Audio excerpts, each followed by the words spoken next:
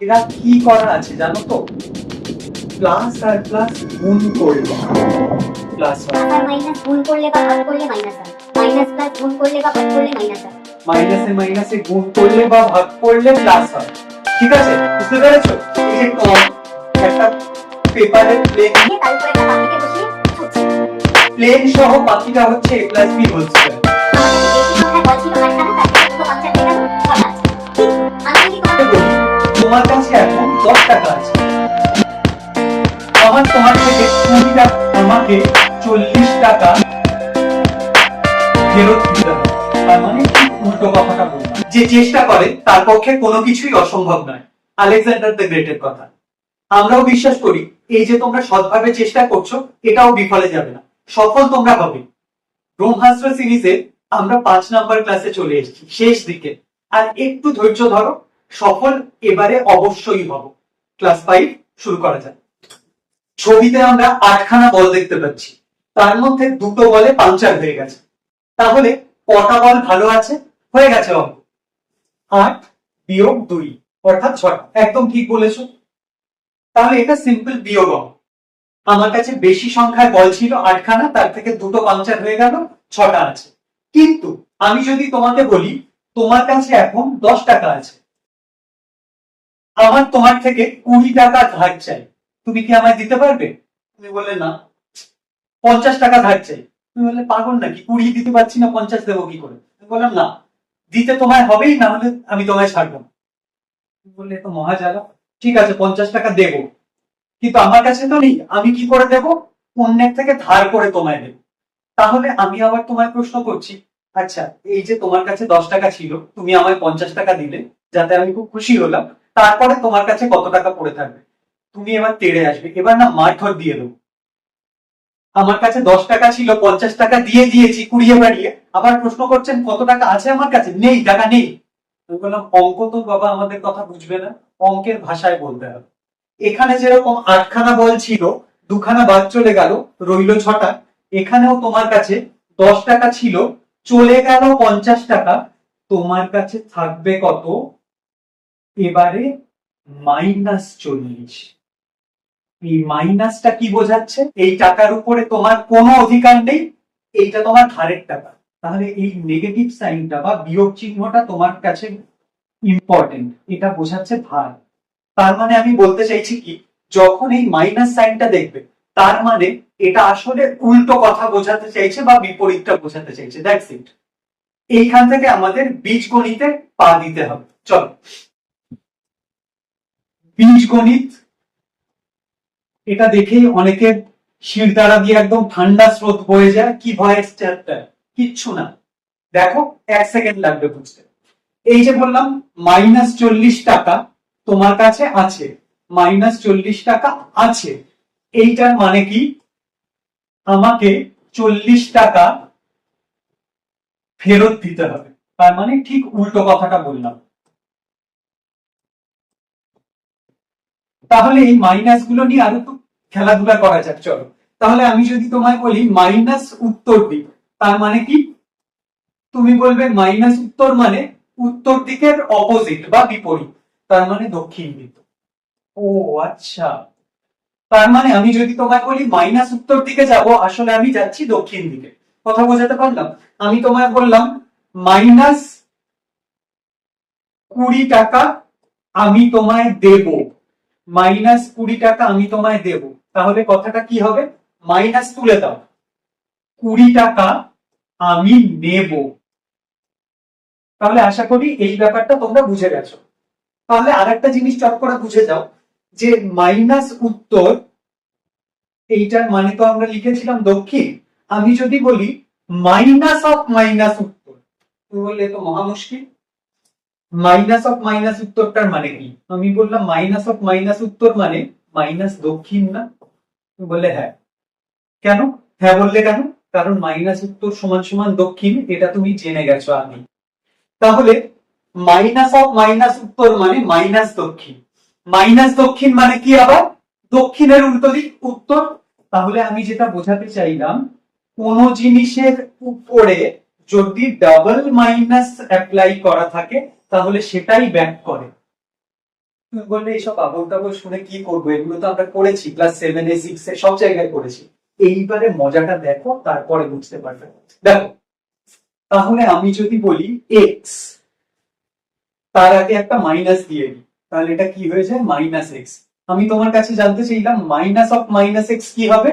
তুমি বললে minus of minus x মানে এই মাইনাস অন্য মাইনাসটাকে খেয়ে নেবে, আলটিমেটলি আমার উত্তর হবে এক্স।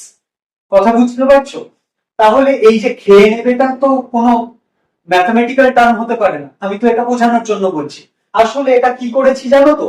গুণ করেছি, মাইনাস দিয়ে এই মাইনাসকে গুণ করেছি। তাহলে একটা জিনিস আমরা রিক্যাপ করে আছি, প্লাসে প্লাসে প্লাস, প্লাসে মাইনাসে মাইনাস, মাইনাসে প্লাসে মাইনাস, মাইনাসে মাইনাসে প্লাস। এইগুলো তো ছোটবেলা থেকে মুখস্থ করি। এই মাইনাসে মাইনাসে প্লাসে প্লাসে এরা কি করা আছে জানো তো? প্লাস আর প্লাস গুণ করলে প্লাস হয়, প্লাস আর মাইনাস গুণ করলে বা ভাগ করলে মাইনাস হয়, মাইনাস প্লাস গুণ করলে বা ভাগ করলে মাইনাস হয়, মাইনাসে মাইনাসে গুণ করলে বা ভাগ করলে প্লাস হয়। ঠিক আছে, বুঝতে পেরেছো? তাহলে এই যে জিনিসগুলো বলছি, এগুলো হচ্ছে আমার গুণ আর ভাগের নিয়মাবলী। তাহলে আমি যদি তোমায় বলি, আচ্ছা মাইনাস এক্স গুণ মাইনাস ওয়াই, পাশাপাশি দুটো সিম্বল বসে না, তাহলে আমরা কি করব? এইটাকে না ঘুরিয়ে দিব, মানে এর আগে একটা ব্র্যাকেট দিয়ে দেবো, কেমন? তাহলে মাইনাস আর মাইনাস এক্ষুনি জেনেছিলাম, মাইনাসে মাইনাসে কি হয়ে যায়? প্লাস। তাহলে মাইনাসে মাইনাসে প্লাস এক্স ওয়াই হবে আমার উত্তর। কথা বোঝাতে পারলাম? তাহলে আবার যদি তোমাকে বলি এ ইন্টু মাইনাস বি, এর আগে কিছু নেই তার মানে প্লাস আছে, তাহলে প্লাস আর মাইনাস ইন্টু হয়ে প্লাসে মাইনাসে মাইনাস, তাহলে মাইনাস এ বি। একটা কথা মনে রাখবে, বীজগণিতের ভাষায় এ আর বি পাশাপাশি লিখে দেওয়া মানে এ গুণ বি বলা আছে। আমরা গুণ তো ইউজুয়ালি এরকম করে লিখি এ গুণ বি, এটাকে তুমি বীজগণিতের ভাষায় এ ডট বিও লিখতে পারো, বা সবটা উঠিয়ে দিয়ে এ তার পাশে বিও লিখতে পারো। ঠিক আছে, এগুলো হচ্ছে একদম বীজগণিতের প্রিলিমিনারি জিনিস, একদম বেসিক জিনিস, এগুলো জাস্ট একবার ঝালিয়ে নেওয়া, আর কিছু না। নেক্সট, তাহলে বীজগণিতের ব্যাপার হলো, মাইনাসের ধারণা হলো। এইবারে আমরা বীজগণিতের যে জিনিসটা নিয়ে সব থেকে চাপ খাই, ফর্মুলায় আসবো। ফর্মুলাটার আগে আমাকে একটা জিনিস বলো, তোমাকে যদি কেউ বলে 7 তার স্কোয়ার, কথাটার মানে কি? 7 ইন্টু 7 বা 7 গুণ 7, ঠিক? তাহলে তোমাকে যদি বলে কেউ এক্স তার স্কোয়ার, সেটাকে কি লিখবে? তুমি বলবে এক্স ইন্টু এক্স বা এক্স গুণ এক্স। তাহলে আমি যদি তোমাকে বলি, আচ্ছা 2+3 তার মাথায় স্কোয়ার, তাহলে তুমি কি বলবে? তুমি বললে আচ্ছা 2 আর 3 5, 5 তার স্কোয়ার, তার মানে 5 গুণ 5 অর্থাৎ 25। এই তো পেরেছি, একদম দারুণ বলেছো, কোনো অসুবিধা নেই।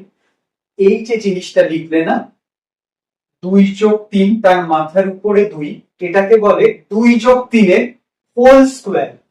হোল বলছে কেন? কারণ এটা গোটাটার উপরে স্কোয়ার, শুধু 2 এর উপরে নেই বা শুধু 3 এর উপরে নেই। তাহলে আমি যদি তোমাকে এই জিনিসটা বলতাম 2+3 এর স্কোয়ার, এটার মানে কিন্তু আলাদা ছিল।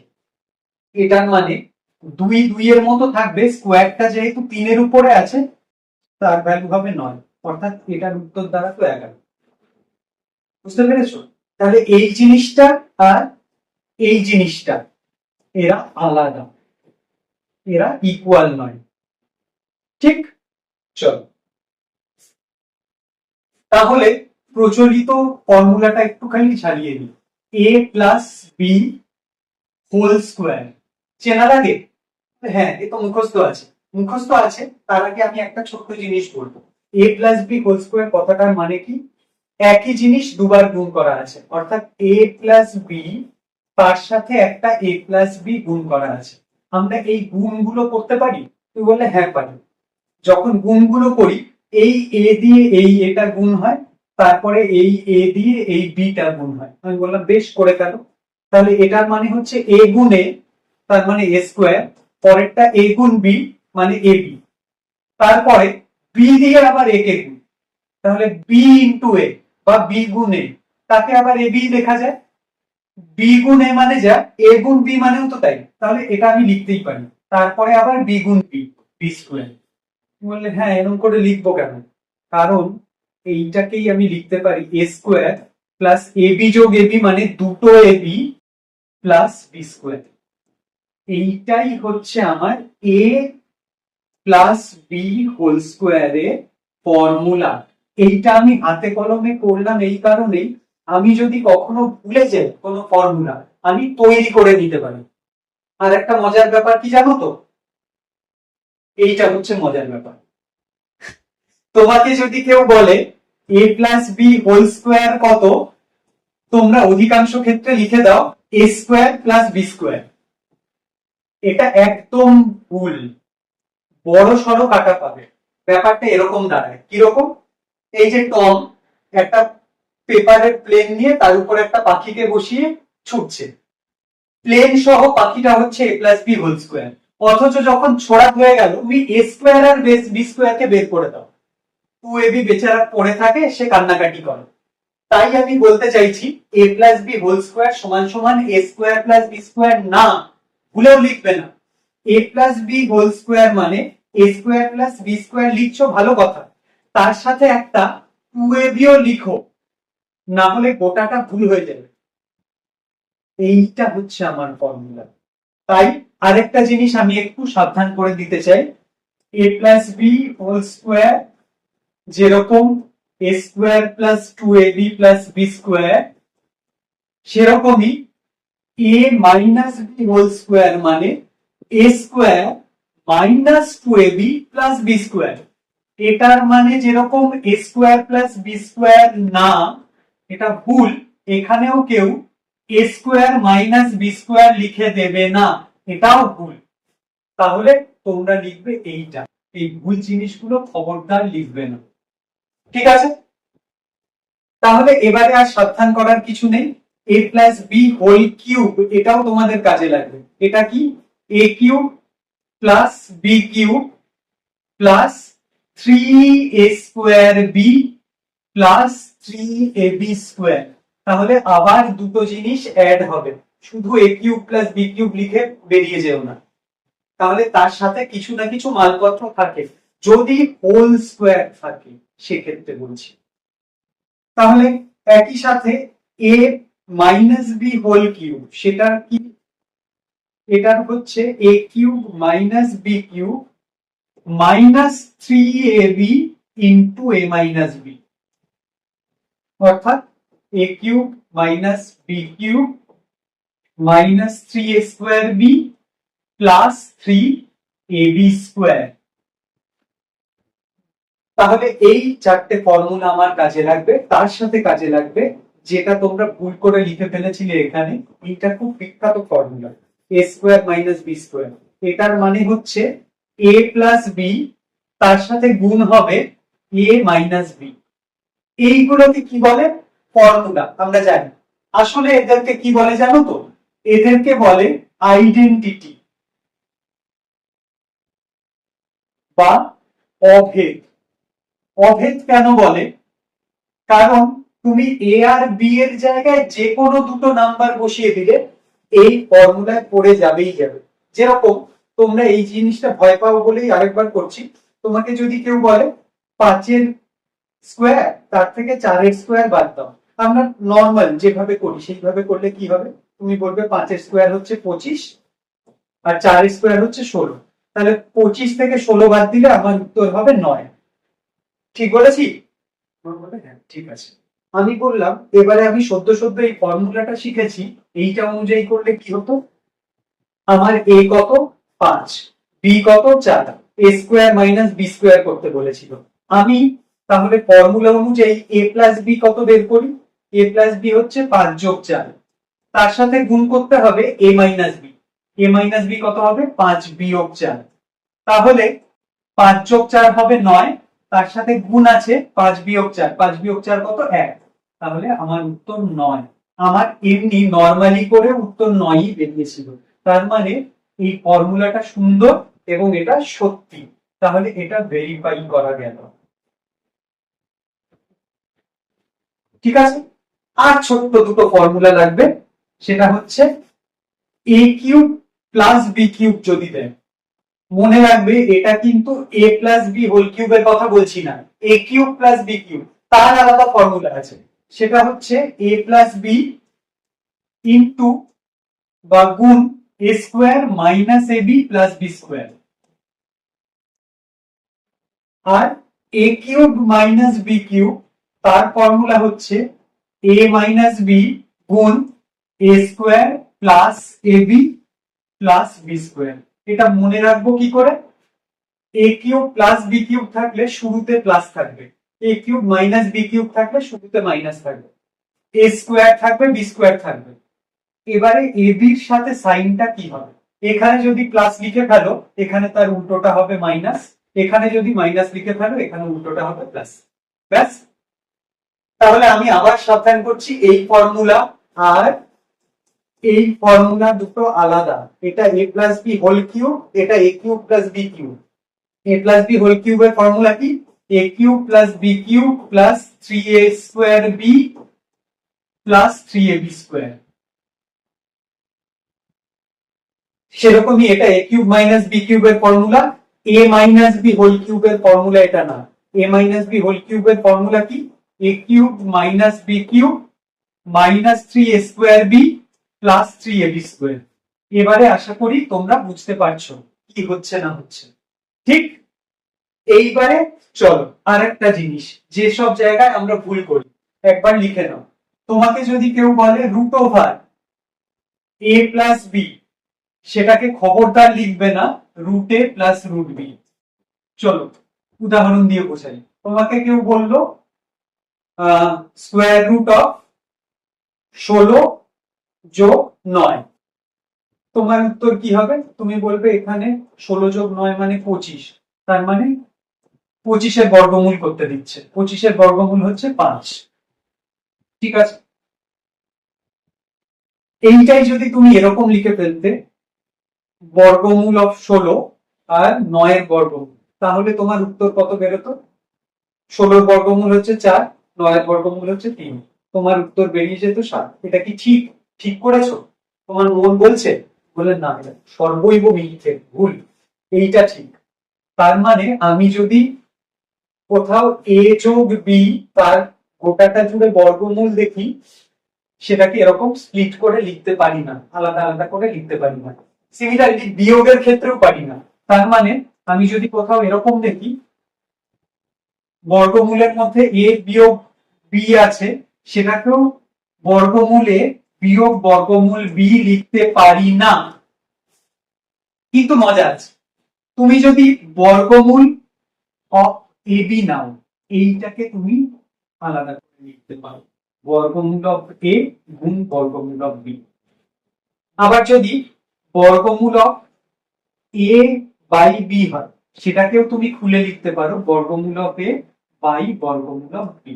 অর্থাৎ আমি সাবধান এখানেই করছি, যদি গোটাটা জুড়ে বর্গমূল থাকে যোগ বিয়োগের ক্ষেত্রে তুমি আলাদা করবে না, গুণ ভাগের ক্ষেত্রে তুমি অবশ্যই আলাদা করবে। ক্লিয়ার? তাহলে অনেকগুলো টপিক শর্ট টাইমে আমরা ছুঁয়ে যাচ্ছি। কিন্তু নেক্সট সমস্যাটা হচ্ছে কমন নেওয়া। কমন নেওয়া ব্যাপারটা কি, তোমাকে যদি বলে এ গুণ 2 তার সাথে এ গুণ 3 যোগ করা আছে, তুমি বললে এ 2 এর সাথেও গুণ করা আছে, এ 3 এর সাথেও গুণ করা আছে, তাহলে এ কে আমি বাইরে নিয়ে আসবো, এইটাকেই বলে কমন নেওয়া।